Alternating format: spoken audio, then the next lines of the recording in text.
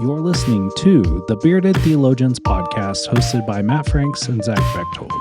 We hope you enjoy this week's show, and you can find out more about us by going online at beardedtheologians.com, where you can pick up a few t-shirts, listen to a few old episodes, and find ways that you can connect with us.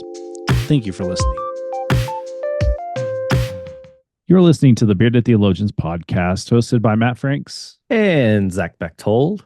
So this week on the podcast, we're going to talk about good old lectionary text, the gospel reading, Mark chapter 10, verses 35 through 45. Zach, do your thing. Certainly. I'm going to read out of the Common English Bible. Excuse me. Here from the Gospel of Mark. James and John, Zebedee's sons, came to Jesus and said, "Teacher, we want you to do for us whatever we ask." "What do you want me to do for you?" he asked. They said, "Allow one of us to sit at your right hand and the other on your left when you enter your glory." Jesus replied, "You don't know what you're asking. Can you drink the cup I drink or receive the baptism I receive?" "We can," they answered. Jesus said, "You will drink the cup I drink and receive the baptism I receive, but to sit at my right hand or left hand isn't mine to give. It belongs to those for whom it has been prepared." Now the other 10 disciples heard about this. They became angry with James and John. Jesus called them over and said, "You know that the ones who are considered the rulers by the Gentiles show off their authority over them, and their high-ranking officials order them around. But that's not the way it will be with you. Whoever wants to be great among you will be your servant. Whoever wants to be first among you will be the slave of all. For the human one didn't come to be served, but rather to serve and give his life to liberate many people." Now, as you hear that text from the Gospel of Mark, what does it make you think of?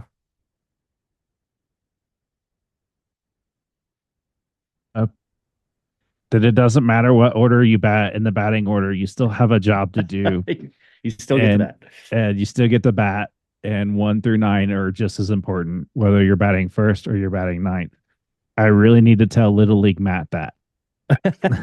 Yep. As someone who consistently batted 7 or 6 through 10, this really would have been one of those good scriptures to read to me if that's what I would have been in that life. But I also think too that when we take that into our world today, like as we take it into our lives today, I think we need to be reminded of that. And that sometimes we allow positions of power or places that we occupy to think that we have this thing that because we're the best or whatever it is that we are the thing, realizing that there are other people who are around us and that sort of thing. Like, to be aware, I feel this like call to being more self-aware of how you're treating others, whether you're treating and think about it in the life of the church. You shouldn't make judgment, or you shouldn't make decisions based off of who came to you and what they give.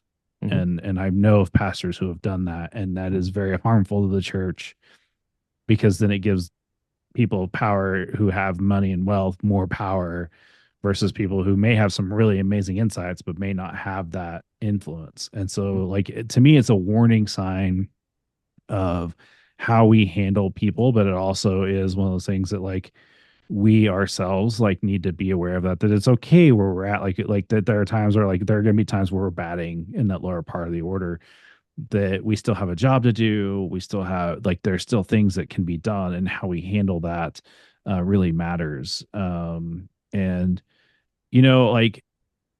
I think about it, there's obviously this is a conversation about power and how we handle power, and that James and John were really seeking Jesus. So let's be clear, they're seeking Jesus as power here. And that happens. Oh, look, it's happening to Jesus. It happens to pastors. And it happened. And we have to be self-aware of that kind of space that we occupy and how we're handling the power in which we are given. Well, and I appreciate this story for a lot of reasons, because it it shows that the disciples are human. Often when we think back in retrospect to Jesus and the disciples walking around, um, I think it's easy to forget that they are human also, and they don't always get it, and they struggle and still live in the construct and the context in which they grew up in, right? And to have power to be at somebody's right and left hand meant something. It was a very, this is not a throwaway ask. James and John are asking for big stuff here. And we really see that in kind of Jesus' response, but we also see that in the response of the other disciples. Late in that text, it says, now when the other 10 heard about this, all of them, all 10 of the others, they became angry with James and John, not because they didn't think to ask first, but because James and John had the gall, right? They had whatever within them to be like, Jesus, give this to us. We want to be your right and left hand. And Jesus talks big picture. That'd be for who is supposed to be there, which isn't James and John. It isn't any of the other 10 disciples. We know that is other folks. And I find that whole interaction interesting. That is, they walk with Jesus, they've heard him preach, teach, heal, do all of the things that Jesus does. And rather than taking all of that in, they are looking to try to figure out how to capitalize on that. How can we not be a part of it, but how can we get a little bit of power so that we maybe for good reasons, right, have a little more influence in whatever. Maybe there's some well meaning to it. But if you think about the context of the day, often that power was important, right? Position is important. They wanted to be seen as the right and left hand, the next in line to Jesus, in those successors. And you know, they're not. Jesus names Peter as that, right? Peter's the rock on which he builds the church on, and moves forward with. And Peter's the one that leads them beyond, through and beyond Pentecost, right? James and John have their role in it, but it's not what they wanted it to be. At least according to this story, right? It's not what they were looking for. Right. Well, and Jesus does the ultimate mic drop of saying the Son of Man didn't come to be Yeah. served, but Yeah. rather to serve and give his life to liberate many people. Mhm. I think to me that's like the best mic drop. And really Mhm. it's really what it should like what we should be as followers of Jesus should really be about. It's rather we should be serving and not Mhm. to be served. And that actually like tears apart at the culture of what has Mhm. happened in the church in the last 40 years of this it's about my personal relationship between me and Jesus. Like Mhm. that's not what it's about. Like Jesus wasn't about that. He was about us caring for our community and the Mhm. world. And if we do that, that liberation will happen when we actually care for our neighbor, when we Mhm. actually like set ourselves like literally he's saying here, like, and this is what blows my mind about that ideology of about personal relationships with Jesus. Like it actually he's tearing that down and saying it's about how you practice your faith, how you live Mhm. that out, uh, to serve, not to be served.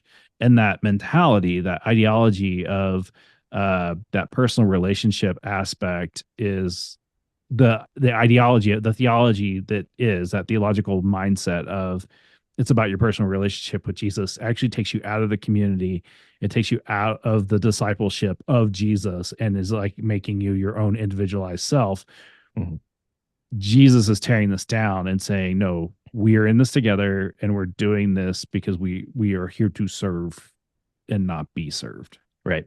And we see Jesus do that throughout, especially towards the end of the Gospels, right? Like leading up to all of the things. Jesus is preaching and teaching and how to do it, right? But we see at the end, towards the end of the same thing with when Jesus washes the disciples' feet, right? Peter argues with him. He's like, no, no, no, let me wash your feet. That's how this is going to go. And Jesus says, no. And it was that attitude, that servant attitude. I'm going to do this so that you have the example to go out and do the same thing, so that you remember you are not to be served, but to go and serve. We have those moments throughout. Do you love me? Same thing, right? Go feed my Yeah. sheep, right? We have all of these moments that kind of culminate towards the end of Jesus's life, uh, that are these moments of, you've seen all these things, but now let me once again show you. Let me give you another picture, that as Yeah. we have gained momentum here, that it's not about that. It's not about any kind of power. It's not about any kind of uh, position in our community or government or anything like that. It's always been about serving. It's always been about being there for people. Well, here's the thing. It's not about you. Right. like Right. like Yeah. I mean, that's what this story's about, right? yeah. James and Like John are like, let it be about us, right? Like we want to be the people. And Jesus like, not about you. yeah. Like, and that's why, as I said, that's why I really like that last line, because Mhm. he literally does just like, hey guys, like, sorry, not sorry, I but can imagine there's a deep sigh of, the human one didn't come to be served, but rather to serve and give his life to liberate many people. How many times do I have to tell you? well, and it's funny because like I think I also agree with you. I think it's one of those things where he just like, here we go again. All All right, right. hold on.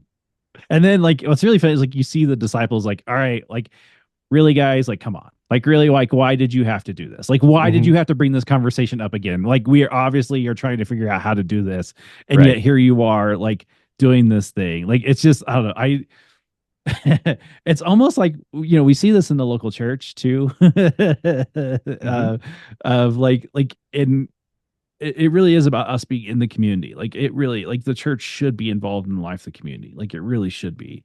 Mhm. And we've isolated ourselves in such a way that we have lost that. And so like this is, if I were preaching this week, this would be a fun one to say, hey, it's not about you, it's about Jesus, and we are to Right. model how Jesus lived. Like really that's what we should be doing. That's what it Right. means to be a disciple. Like that's like I don't know, like I don't understand why that's so hard.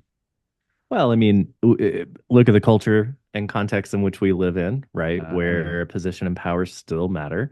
But also look at the history of the church in the last 50, 60 years.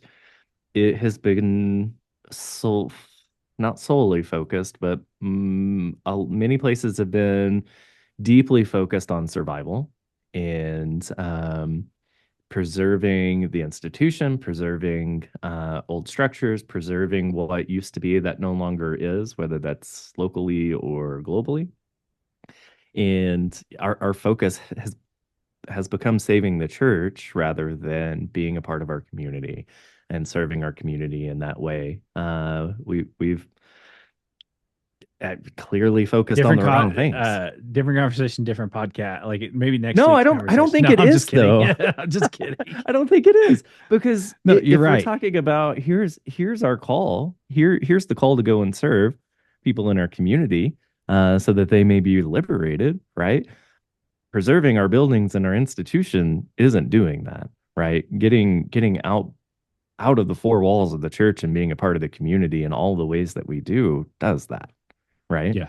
Um, there's, yeah, I think we just see that battle kind of internally and externally of trying to jockey for position and power in the world that's around us, all the while trying to save what feels comfortable and familiar and what we used to know, rather than just getting up and going.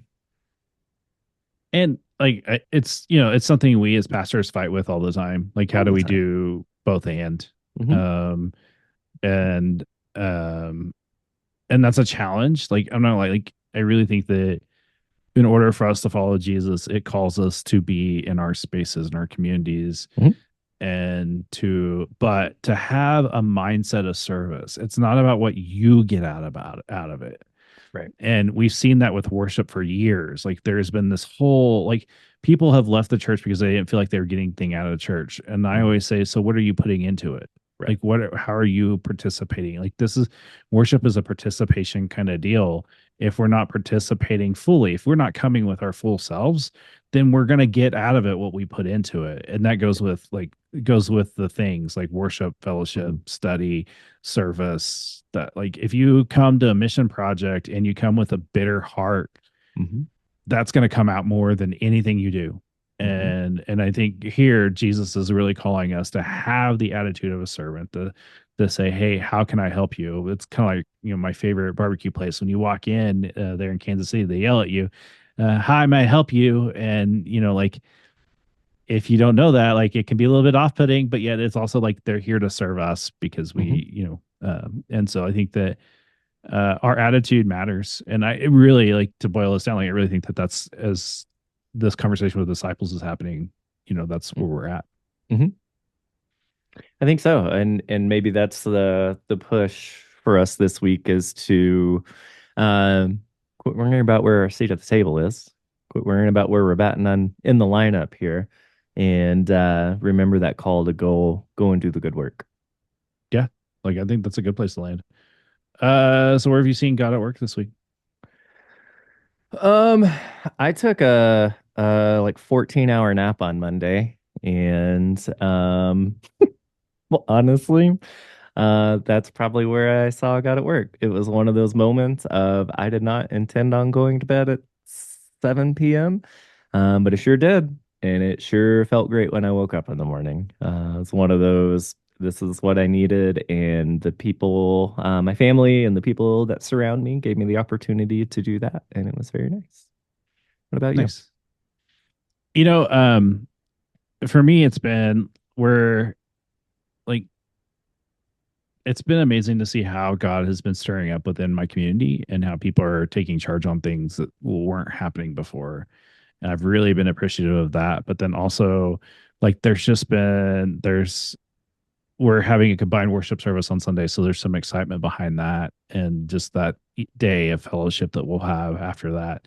It's kind of a fun thing to do, and I'm really looking forward to that. And it's just been fun to see how people are being stirred up by the Spirit through that, and what that can lead us to. It's just been a lot of fun to be getting all that ready this week. So, yeah, I love that.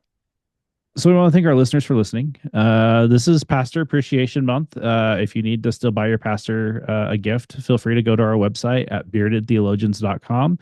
And pick up a t-shirt or a coffee mug or whatever it is that you like on our website. We also have an amazing amount of shows. Like, I'm looking right now, we have 382 episodes on Spotify right now. And I would encourage you to listen to about 300 of those. About four of them. We're pushing like 5 something on YouTube. Yeah. You want to go way back. And so, as we, feel free to go back and listen to those. We thank you for listening, and don't forget to like and share us. And for our listeners, we thank you. So for the Bearded Theologians, I'm Matt Franks. I'm Zach Bechtold. Thanks for checking us out. I want you to subscribe and like this video, and push that thumbs up. Thank you for listening to the Bearded Theologians podcast. Don't forget to like, subscribe, and share on all social media outlets. You can check out old episodes and more information at beardedtheologians.com. Thanks for checking us out.